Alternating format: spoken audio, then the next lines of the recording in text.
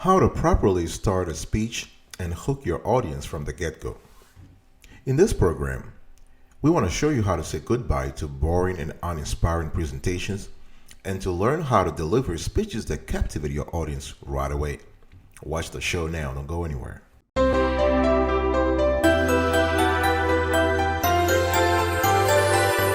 Welcome back, folks, to another edition of Sweetie Kiwi. I hope you are doing marvelous. I'm doing fantastic, and if you are doing as fantastic as I am, go grab a cup of coffee or tea or vodka. Let's roll. Today I want to talk about a very important topic: how to properly start a speech and hook your audience from the get-go. Before I get into the nitty-gritty, I want to give a shout out to Emmeline Hines in Big Bend, Louisiana, Dominic Kaufman in Burris, Louisiana, and Evie Pate in Kaplan, the beautiful state of Louisiana. The first tactic here is to use the word imagine. This is a magic word, imagine. Now, when you say imagine at the start of your speech, you are inviting the audience to create a mental image of something, anything, or in some cases, nothing, right? Now, the good thing here is that this word has a strong emotional appeal. I'm not even talking about the fact that it has been the title of one of John Lennon's famous songs, right? The thing here is that you're allowing people to leave their current universe and come with you into another world. So use the word imagine at the start of a presentation to have an impactful to have a significant impact on the audience, and again, from the get-go.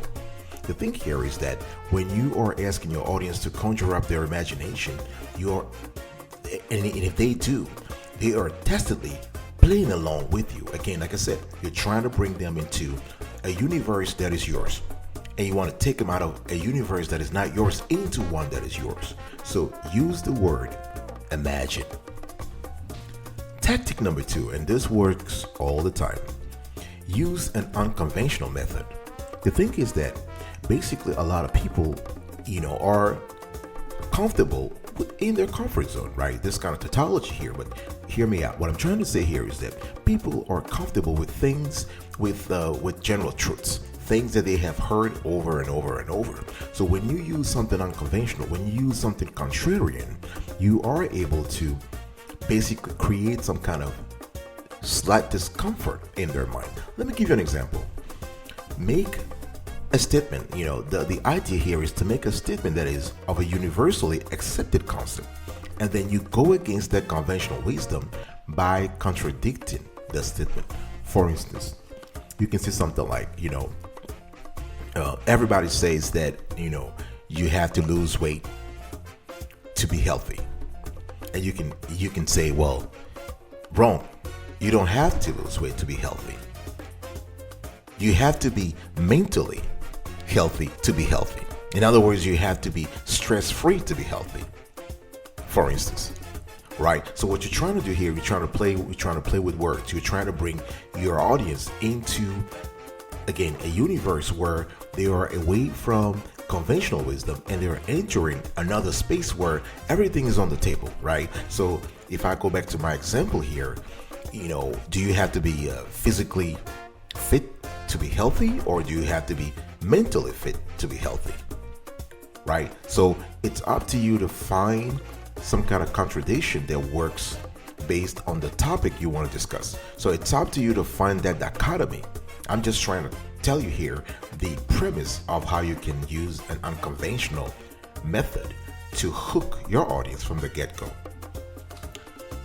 Tactic number 3, ask many rhetorical questions, right? And asking rhetorical questions is a great way to engage your audience members at the start of a presentation, right? Things like, how do you explain when things don't go as we assumed? How do you handle the vicissitudes of life?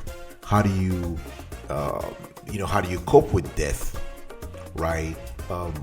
Why is the U.S. still the leading nations in the world? This sort of rhetorical questions stimulates the audience mind, right? The point of the answers, it triggers in their brain some kind of cognitive exercise, some kind of cognitive movement, and that helps you create the bond that you need between your audience. So ask many rhetorical questions, use an unconventional method, and use the word imagine.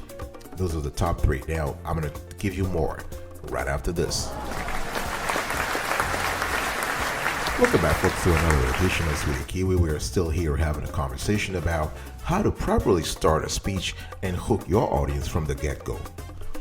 Now, let me give you number 4, another tactic that always works. Now, before I do this, if you like the content of this show so far, please consider subscribing to our channel. Turn on the notification bell so you are notified, you are informed whenever we drop a new show. We do this every single day. We love what we do. Like this content, share, comment below, let us know, give us your opinion, give us your experience when it comes to public speaking, when it comes to giving a presentation. Really appreciate it. I want to acknowledge the presence of Alyssa Lunn in our mind. She is in Datto, Arkansas. Dexter Morrison is Springfield, Arkansas, and Carlos Stewart in Stinks, Arkansas. Thank you so much for your support. Thank you so much for following us. We really appreciate it. For our viewers, you can follow us on all platforms, on Facebook, on YouTube, on Pinterest, on Instagram, and on Twitter. Really appreciate it. We have our site also that's under construction, but that's sweetie.kiwi. Now, number 4, add some pizzazz and showbiz to the mix. Now, you want to make your presentation a little bit like an entertainment piece, right? Now, the majority of Americans, according to research, quote comedies, movies, they quote shows in conversation, right? The goal here is that you want to entertain your audience, right? Because movies occupies a major space in most people's lives. You want to be able to use a pertinent movie quote at the start of a presentation. The idea here is to hook them up right away, right? So don't pick up an underrated movie. Pick a major movie that's critically acclaimed and use a quote that is pertinent. All right, so that's very important. And another thing you want to do here is that you want to make sure that the quote that you are picking up from that movie sort of fits into the topic. It fits it not only with the audience, but it fits with the topic, right? So if you're talking about business, for instance, and you have a young audience, you can't use certain quotes. You can't pick a quote from a 1960s movies, right, or the 50s movies, right? So if you were talking to an audience that is a little bit more they are in their 40s or 50s, you can usually pick up a movie that sort of fits with the audience also in this case, right? So add some pizzazz and showbiz to the mix. Number 5, tell the audience a story. Who doesn't like a story? Everybody loves a story. Why do you think people go to movies with their children, to Disney movies with their children? Everybody wants to dream. Adults, babies, teenagers, everybody wants to dream, right? So tell the audience a story. Storytelling is one of the most powerful ways to start a presentation. The thing here is that if you're able to craft a story that is powerful, that is apropos, that really fits with the content you're trying to deliver, you would have won over your audience by 90%. And that's within the first 2 minutes, right? And research has shown that our brains are hardwired for storytelling. Now, I'm not asking you to talk for 10 minutes about the story. The story has to be brief. It has to be concise and precise, right? 1 minute maximum or 2 minutes. And all you're trying to do here is you want to have a story that is authentic, a story that has a lesson, a story that is on point, a story that has a message, a story that above all fits with the topic you're trying to convey, right? So and trying to stay away from negativity, right? Trying to stay away from sad stories. Try something uplifting. Try something positive. Try something that is favorable, that will compel your audience members to be 100% in the conversation. All right. Number 6, make a startling assertion. Make a surprising assertion. Right now, if you're trying to gain people's attention, you can start by making a very surprising assertion, right? And of course, it has to be true, right? You can research facts, details, informations, whatever it is. You can research this on the internet, and you can pick something that is startling, amazing fact, something that will make people actually be like, whoa, this is really, really fantastic. Right? So the idea here is to start with something that allows people to get into the conversation. So take the time to research all the amazing stats that illustrates the seriousness, the importance of the topic you're going to cover. Right? I mean, for instance, I've seen this sometimes when people want to talk about weight loss, or they want to talk about diet, or they want to talk about the negative effect of smoking. They like to use stats like, did you know that every minute in the United States 10 adults die of lung cancer, whatever? This is just an example here, but if you start with something like this, and it has to be true, you are captivating people's attention ASAP. You are captivating their attention right away. Right? So you want to look for a good assertion, a good statement, a good stats.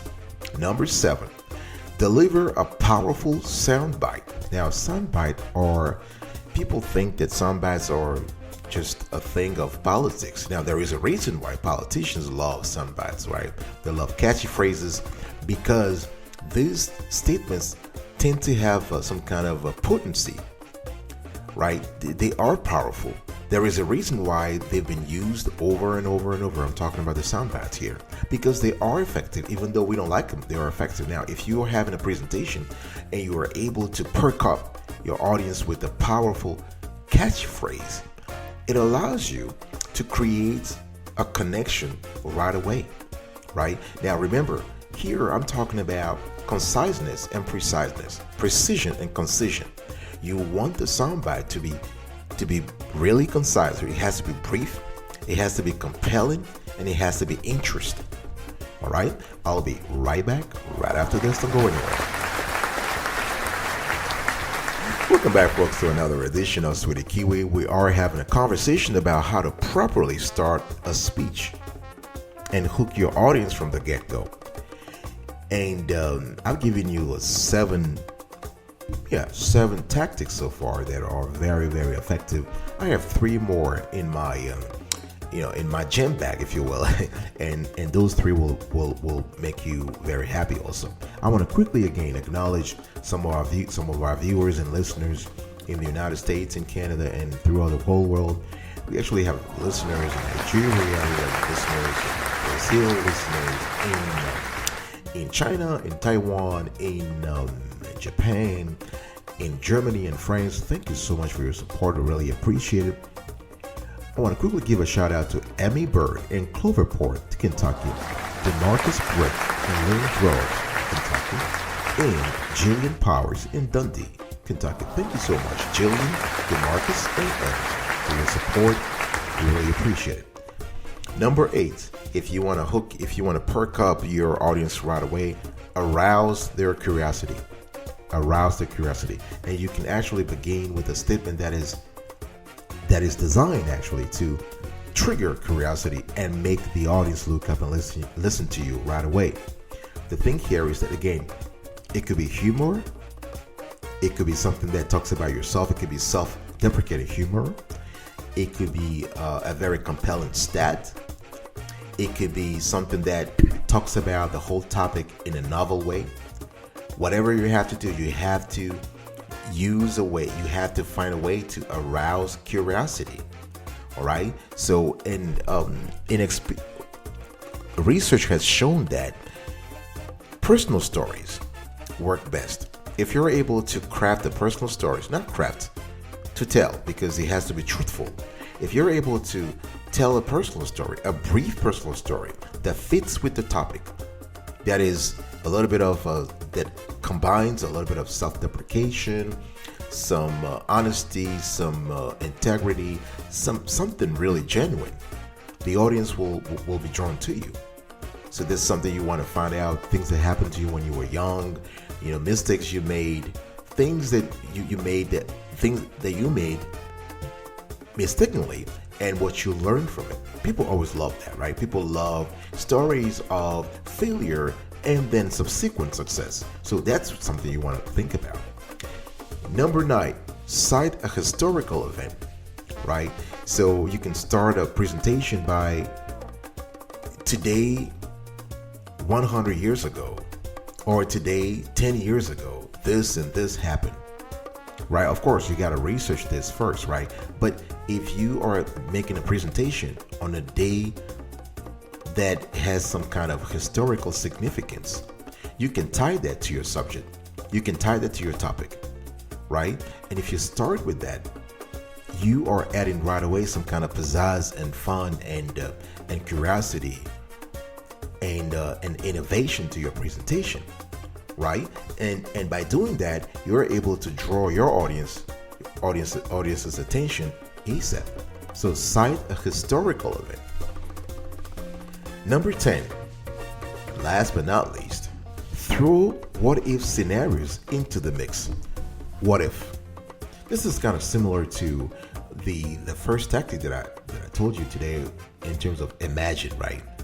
So here, instead of imagine, you say, what if? What if we did this? What if you were healthy? What if you were healthy? What if as a country we didn't have to do this? What if? What if allows people to tap into the circle of reason, but the circle of imagination. So that's why I was saying earlier that what if is pretty close to the imagine thing, the imagine concept, right? So you are able to take your listeners out of their comfort zone and into another space. And that works all the time. So what if scenarios, throw those into the mix. I'll be right back right after this. Don't go anywhere. Welcome back, folks, to another edition of Sweetie Kiwi. We're still here talking about how to properly start a speech and hook your audience from the get-go. If you just joined us or you've been listening to us for a while and you find our content of impeccable quality, consider subscribing to our channel, turn on the notification bell so you can be informed whenever we drop a new show. Please subscribe, please like, share our content, comment below, let us know what you think about the content we're trying to put forward. And we'll certainly give you a shout out in one of our shows as we do every show. In today's show, we want to give a shout out to Amaya Hayes in Pomona, New Jersey, Lily Russell in Haven by the Sea, which is a beautiful city by the way, and Geraldine Sherry in Columbia, New Jersey. Here is a recap of today's conversation. If you want to hook up your audience from the start, here are 10 easy things to do. Use the word imagine. Use an unconventional method. Ask many rhetorical questions. Add some pizzazz and some showbiz to the mix. Tell the audience a story. Make a very startling statement. Deliver a powerful, catchy phrase, a soundbite, if you will. Trigger their curiosity, arouse their curiosity. Cite a historical event, and throw what-if scenarios into the mix. This is it, folks. Before I let you go, let me just say that here is today's pro tip. One thing that's very important when you have to make a presentation is to be comfortable in your own skin. And try not to talk right away. And try to make eye contact with audience members one by one. Take your time. Take your time and speak unusually slowly. A lot of folks feel like they have to speak fast. You don't have to. Take your time. And the thing is, you can actually turn nervousness into excitement. right? If you're nervous about a particular speech, think about it as a great opportunity to meet people, to express, to speak your mind about an important topic. And say thank you. Very important. Say thank you at the beginning and say thank you when you're done. Thank you for listening to me today. And remember to stay marvelous. I'll see you next time.